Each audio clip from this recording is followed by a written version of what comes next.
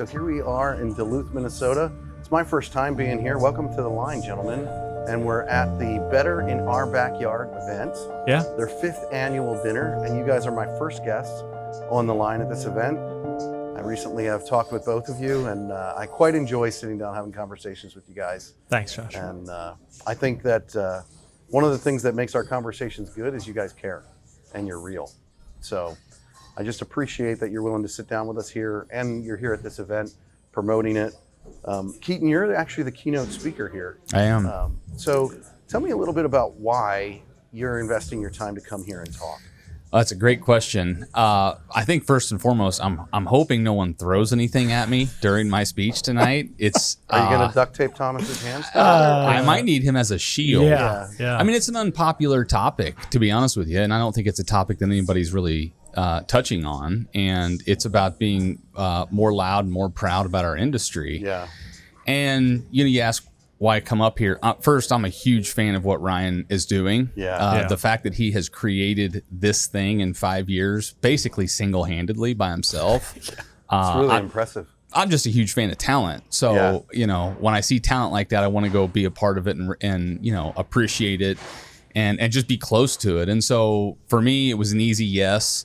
He didn't have to ask twice or beg or anything like that. And I also think it's my duty and obligation. I think more CEOs, more leaders, more mid-level managers need to be loud and proud and use their voice. Yeah. So. Thomas, so you're here, and you're involved in Turner Staffing as well. Yep. So you're involved in the mining industry and many others. Yes. Why is it so important for people around the country? We were talking a little bit earlier. What is it that people need to kind of get their head in the game and realize what's going on? Why is that? What's going on there? Yeah. And you know this as well as anybody because you travel quite a bit. But, the conversations that people are having are just unaware. You could even say naive, right? People don't actually think about where things come from, whether it's the mug that's sitting in front of me, right? The clothes we wear, the cars we drive. It's a shame that people don't pay enough attention to the supply chain. And I think people have a lot of misperceptions of how things end up inside their home, right? And hopefully, as we were talking about a little bit earlier as well, we can start to change that conversation where we can actually be providing educational material. We can actually be getting out in front of people and actually having a real conversation and being honest about, the pros and cons to everything we do. And so, obviously we're super bullish on mining in America. No kidding. It is, it is what we believe is important for us. It's important for our country. It's frankly important for our population, right? And so, I think this and Keaton doing this event, it's just a great way to lean into that even further. I read something recently about there's like 7 million young men that are currently not in the workforce. Yeah. And when you look at all of the resources, we're here in Duluth, and they have what's called the Duluth Complex. And it's not a bunch of office buildings in an office park, but it's one of the largest masses of mineable material in the world. And I think to myself, all of those people, like, what would it look like, Keaton, if, Turner Mining and Better in Our Backyard, if there was more mining here in the United States, how many more people could we actually bring into not just a good life, but a good living, a good everything? Yeah.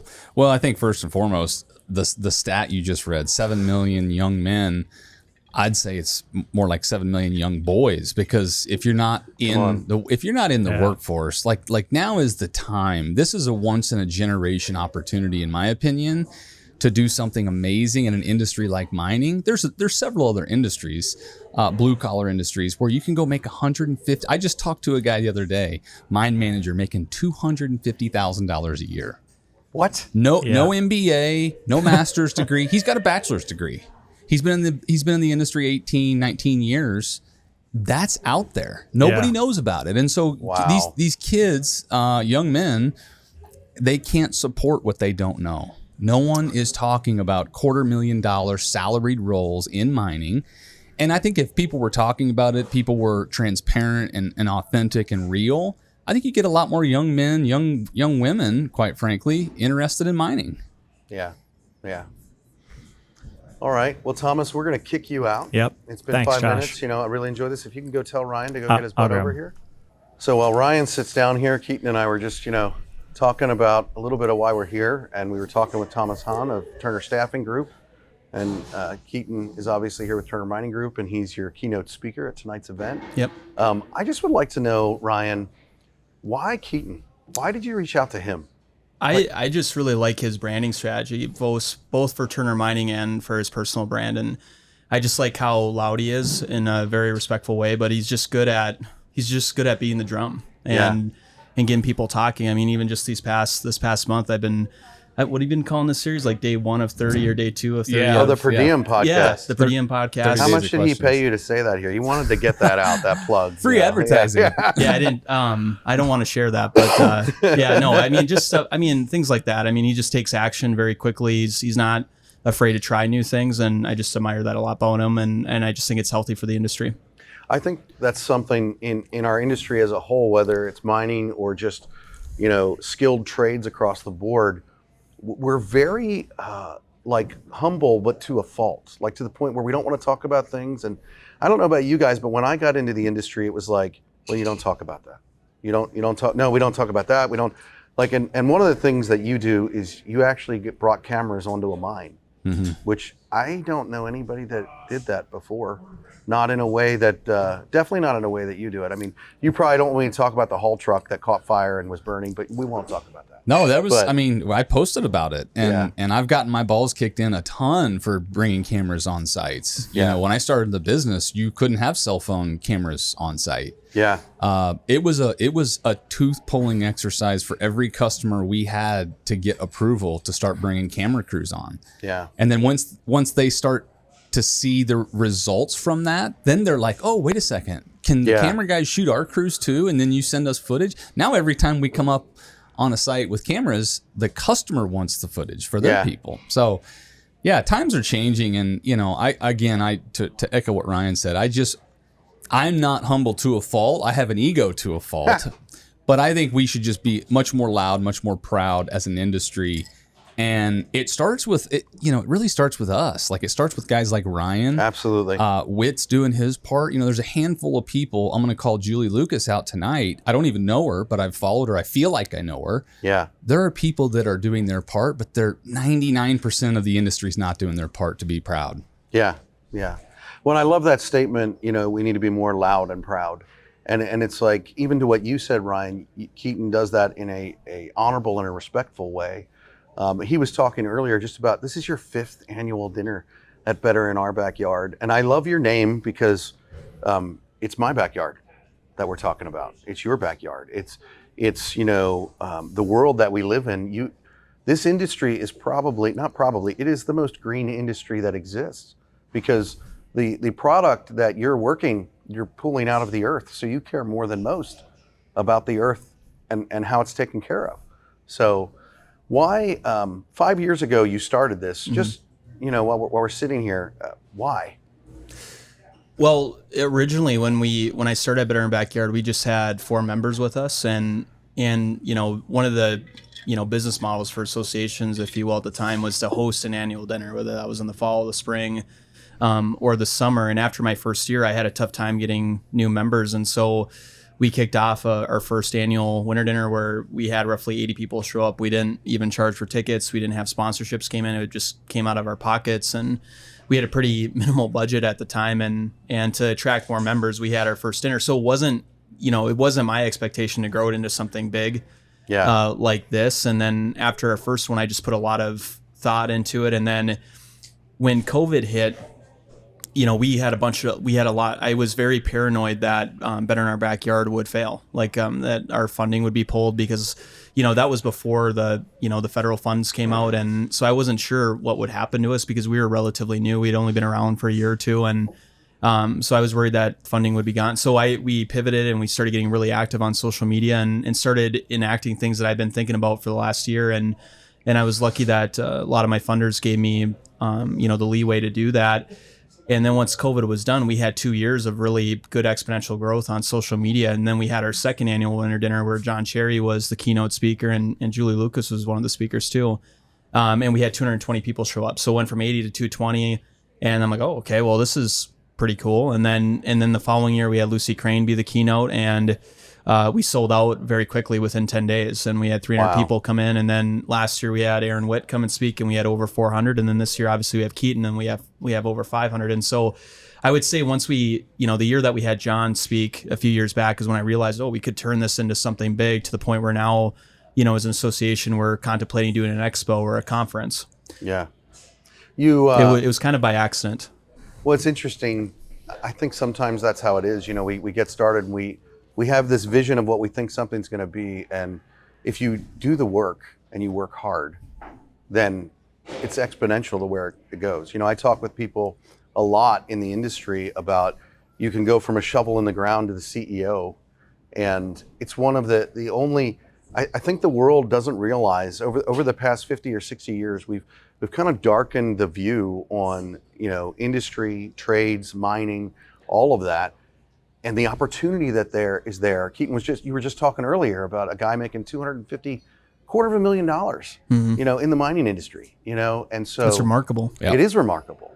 And we need to get that out. That's there. how you build generational wealth, just by working your ass off. Yeah. Yeah. And I just have to say, one of the things, like my craft, everyone has their thing, right? If you're an operator, you have a craft. Your craft is media and how you put all this together and tie a bow on it in a nice, neat package. My craft, I believe, is recognizing talent. It's how I've built my company. It wasn't because Keaton Turner's legit. It's because I've recognized other people that are legit. Yeah, come on. I think this guy, Ryan, is a once-in-a-generation talent. I just believe it. He's 31 years old. Look at this event. Yeah. I mean, people don't do this. They don't get guys like John Cherry to stand up in front of a room.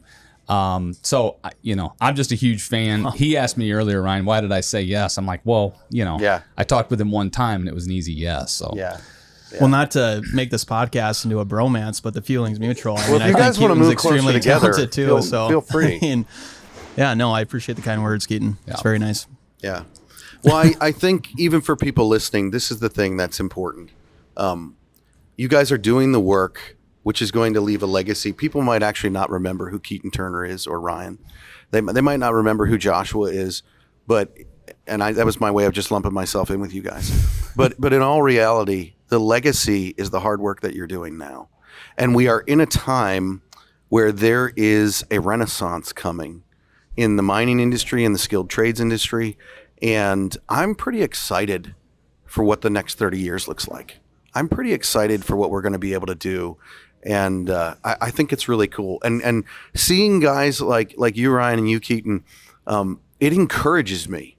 And we're in this position where we have this ability to have this media and get the story out and tell it in a way that we've never been able to do before.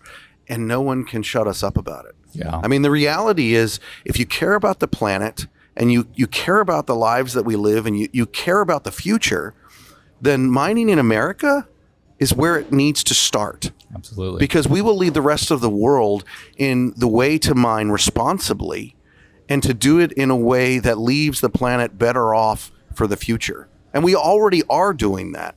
So we need to do it more so that we can affect the future. So couldn't agree Absolutely. more. And I would tell you, the only way we do this little thing you're feeling right now, because it's a 10, 15, 20 year game. The only way we make any difference is by uncovering more talent, young talent like Ryan, and giving them enough motivation and passion to get involved, Absolutely. get vocal. Absolutely. We can't, there's too many legit people. There's other young Aaron Witts out there. There's other young Ryans out there that aren't involved. Yeah. We got to get them involved. Absolutely. Well, Keaton, thank you for sitting down with us tonight. I know you're going to be talking tonight. Yeah. Looking forward to it. Absolutely. So, Thanks for having me. All right. Thanks, Keaton.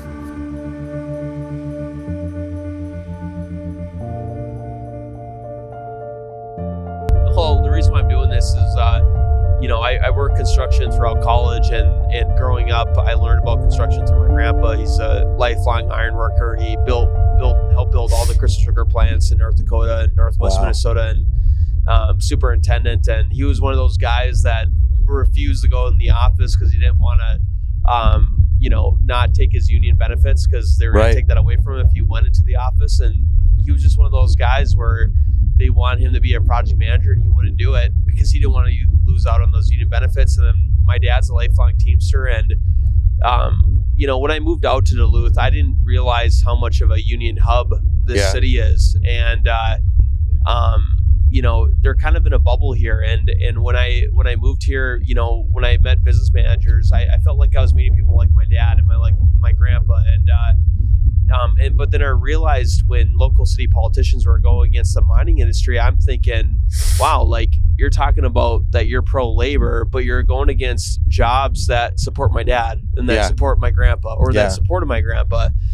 And when Better Backyard came along, I didn't come up with a name, but they were looking for someone to run it.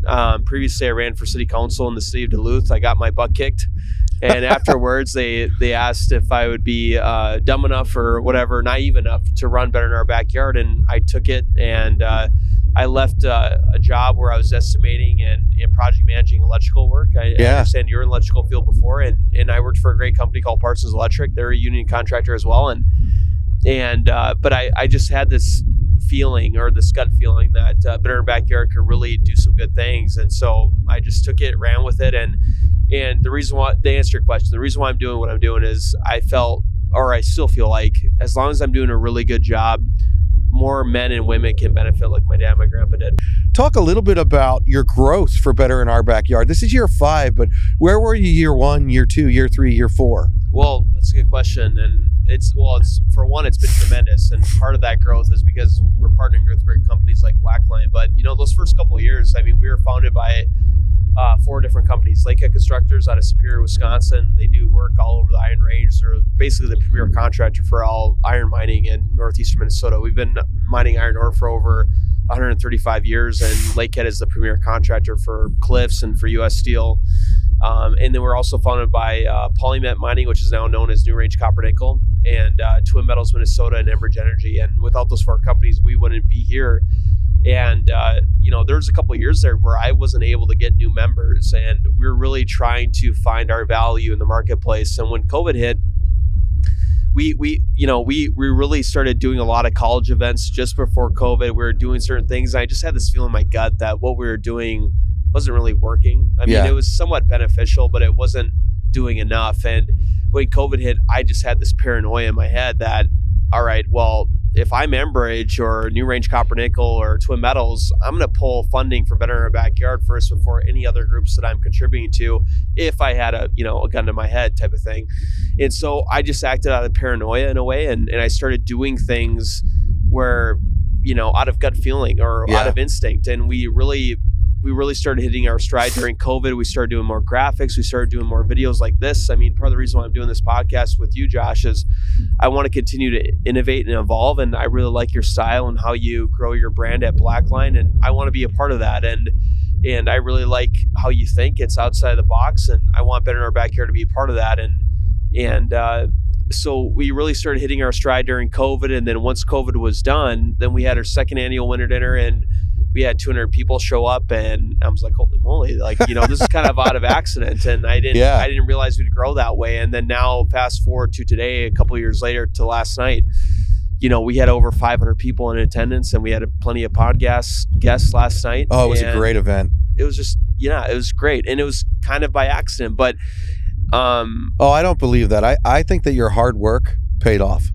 I really appreciate do. that. I kind of grew Better back here in my back, literally in my living room during COVID. And I just had this vision in my head where I wanted us and continue to want us to be, the ESPN of industry. I want us to be on top of, legislation that is pro-mining or pro-industry, and on top of legislation that's anti-mining and, anti-industry, and just make sure that people are educated on what's going on, but then also to educate people on the benefits of what industry is currently doing and what is continually going to happen. I mean, we talk a lot about permitting and the issues, and there's a lot of issues on a federal permitting level, but a lot of people aren't aware that we have 3-4 copper projects across the country that are fully permitted, but we're having a lack of funding come into the U.S. I mean, we have U.S. Gold out of Wyoming, we have Highland Copper out of Michigan, and we have a couple of copper projects out of Arizona called Cactus Mine and Copper World. Yeah. You know, and they need to get up and running, and so these are the type of things that we like to talk about. You see that, you know, you hear the ships going through right now. They're probably holding taconite.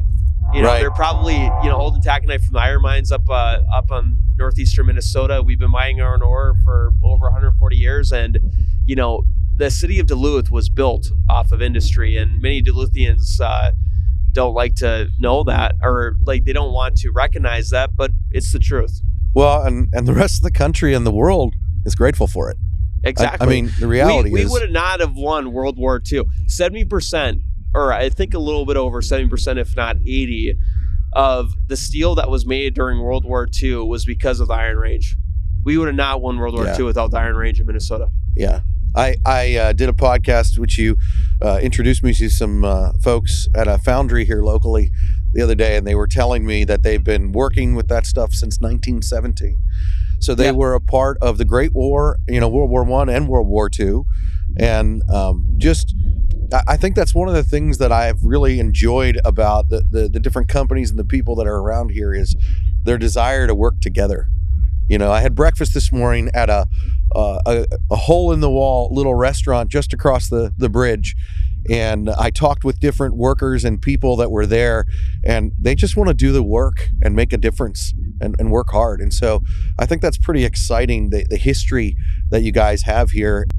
So Ryan, you know, when we do these podcasts, I ask people two questions, and obviously because of the speed of what we're doing, I'm going to do it a little bit differently here. And the speed is not because of you. It's because I can't feel these three fingers anymore. That's what happens in northeastern Minnesota. Yeah, people are probably watching us thinking, you are nuts. This is cool, though. I mean, Josh, I got to give you a lot of credit. This is nuts. Well, you're out on that pier here, man.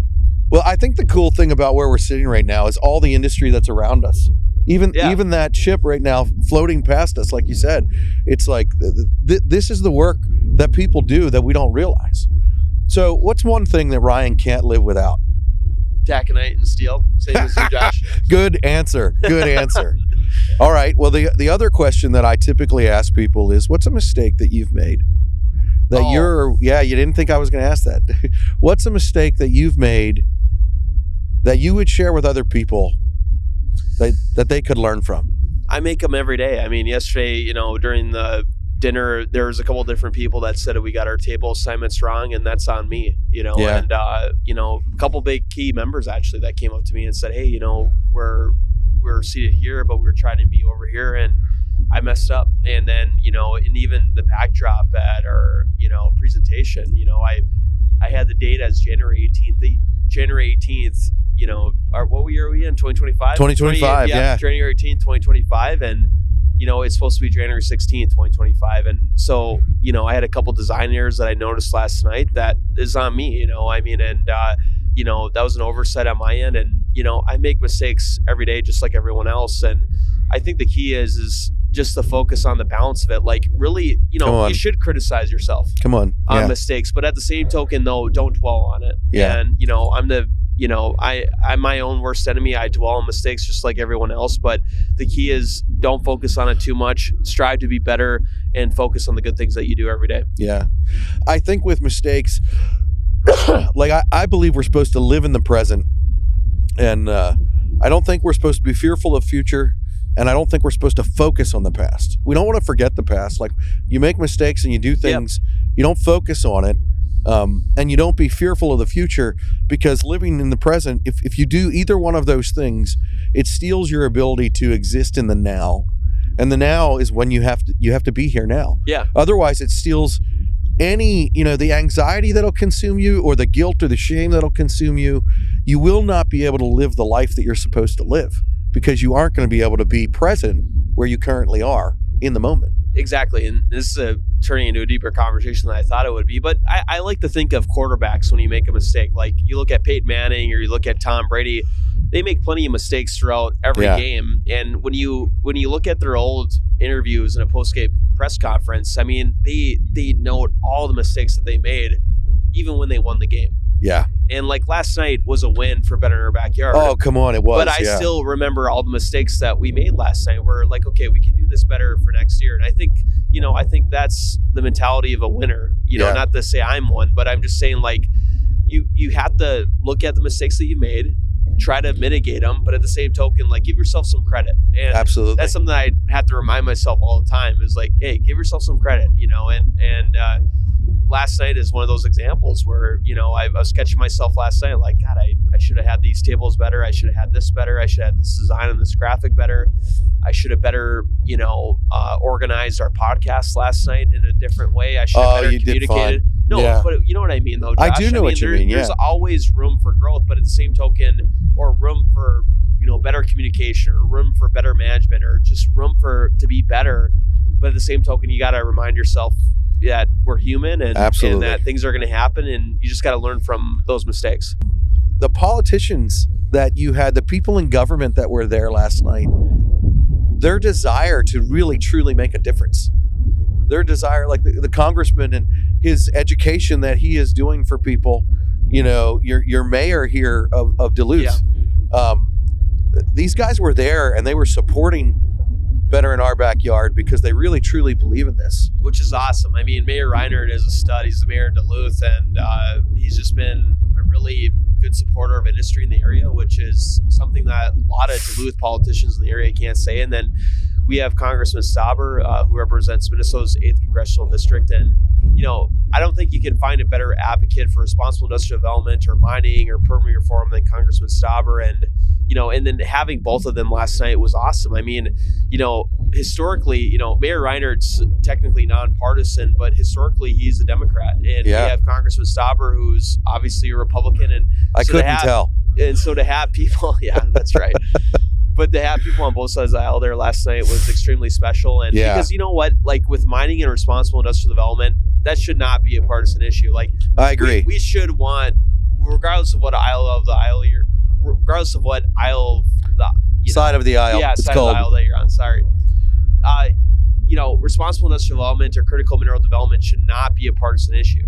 Yeah. And it's something that both sides of the aisle should support. And it was just really special to have them both last night. I think you do a really good job. Your team really does a good job of educating people on what responsible mining is. And so let's just have a little bit of that right now. Like, what is, when people think of mining, especially open mining, they're like, oh, well, this destroys the environment. It does this, it does that. Talk to us a little bit about what is responsible mining here in the United States. Well, I think responsible industrial development or responsible mining here in the U.S. is just innovation, and it's not what it was 100 years ago. I mean, we're not using pickaxes, or we're using modern day technology. I mean, a lot of mining companies are already integrating AI into their everyday responsibilities. And so I would just try to tell people, like, our phones are not what they were 20 years ago. Lean into that mic there. Our phones are not what they were 20 years ago. Yeah. I mean, think of where smartphones have gone. The same goes with mining technology. And so just look at it from that lens. Yeah. So as we come to a close here, who do you want to thank from last night?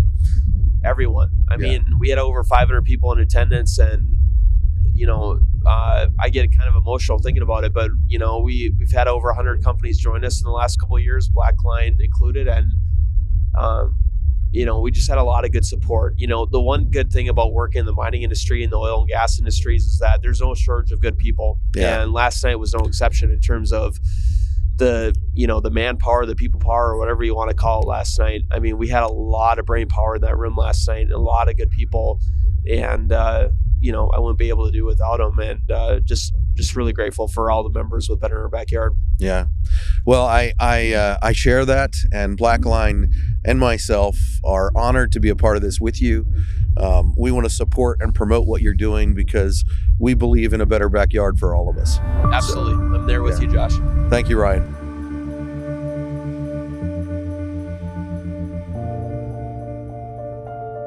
Ryan, I would ask you, what are you looking for? Like, what would be a win for you from those here today, these past couple of days, for you to hear from the people that have attended? What would be a win for you?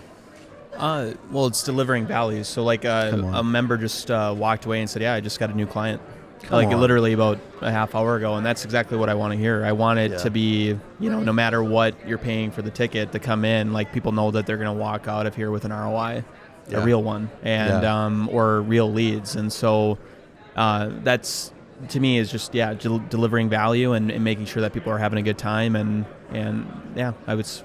that's the best compliment that I can get, is if someone tells me that their business or their career is better off because they attended an event at Better in Our Backyard.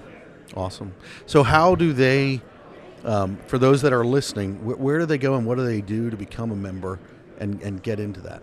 Well, you visit our website and then you can join through there. We have a member site, and then just follow us on LinkedIn and Facebook, and we're doing some stuff on TikTok and Instagram and X, and but also just to attend our events too and just see what you like. I mean, some companies like our styles, some don't, and especially on the social media side of it. And that's partly too why I wanted to do this expo, is that, they might not find value in how we advocate, but maybe they'll find value in something like this. Absolutely. And so, I'm just trying to make sure that with Giant that we're diversifying our strategies in terms of how we message, but then also in terms of how we deliver value. What is your website for them to go to?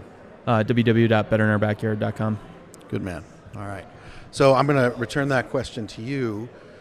For those who want to be able to communicate, and the thing that I think that is really, I love your name, Giant, because I feel like that's the thinking and the plan of how you want to look at it.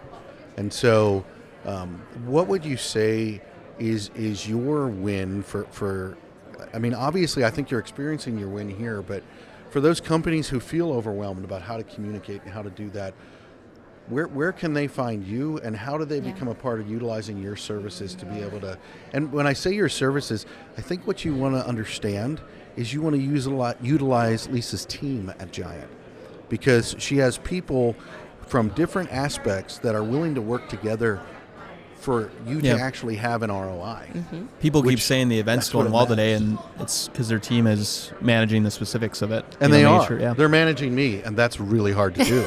So they manage me, which I guarantee you that's is what harder. a good team does. Which I didn't realize that's actually a good feeling. It is. You got people like if you have the right people. If you have the right people. Yes. So Lisa, what would you say to different people who are listening that are in organizations that are like, if I just have the right team, where do they find you?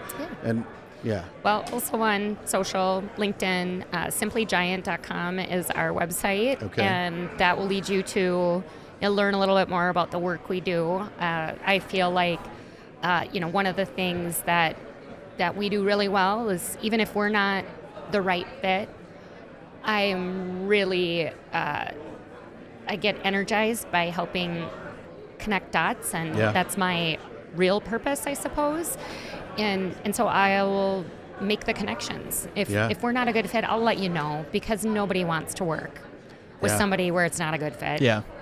So there's a great Christmas movie about that called The Miracle on 34th Street. Yes. Where Santa Claus is, talking to people at Macy's, and people want the different gift, and he sends them to all the different stores. And I think that right there, Lisa, is the difference between a protect and defend mindset and a learn and grow mindset, which the reality is, if you want profitability and you want success, protect and defend is the way to death.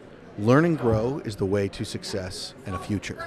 And that's what you want. Yeah. That's what you want. So and I think it's a maturity thing. I think it takes a while for people to understand. Well, that's a whole other podcast anyway. when we talk about my immaturity from when I was young. Isn't that like 27-year-old boys, men, She's going to start talking about brain development. This is a I'm great just place kidding. to close That's the podcast. So thank you both. I'm certainly guilty of that way. Privilege. Take it that way. Stop. Oh, this has been a lot of fun. Yeah. Seriously. Thank you both for stepping up to the line. I appreciate being invited here and being able to be a part of this. It has been hugely exciting and fulfilling to me to be here. And I think what you guys are doing is great. I hope that someday people are telling the stories about the people that are at this event, just like we're telling the stories about World War II, and that we've made a difference for our future. So Thank you. Thanks for having us. thank you very much. Yeah. Appreciate it, Josh.